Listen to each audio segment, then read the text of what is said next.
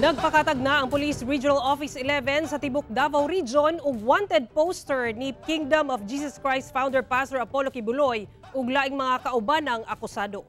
Sa pakiginabi sa GMA Super Radio Davao kang Police Brigadier General Nicolas Torre III, ang Regional Director sa PRO 11. Ana sa halos 200 ka wanted posters ang gipakatag ug gipaskil sa managlahing police station sa Davao City ug uban pang lugar sa Davao Region. Makita dinhi ang hulagway ni Kibuloy ug kauban ng akusado nga sila si Jacqueline Roy, Crescente Canada, Ingrid Canada ug Silvia Semanyes. Una nang nadakpan ang usa pa ka co-accused nga si Pauline Canada niadtong July 11 sa Davao City.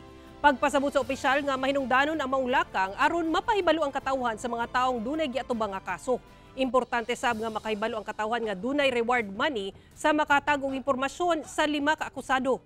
10 million pesos ang patong sa ulo ni Kibuloy ug tig 1 million pesos sa laing 4 ka akusado.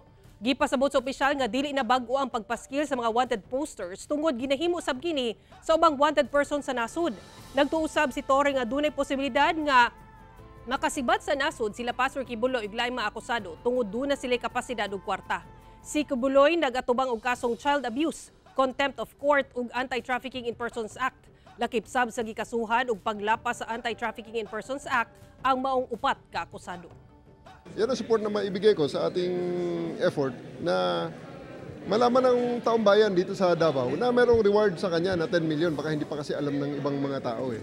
So may 10 million na reward para kay Mr. sa pagka-aresto ni Mr. Kibuloy plus 1 million each para sa natitira niyang mga co-accused. And the 1 million that was intended for Pauline Canada was already given to the informant.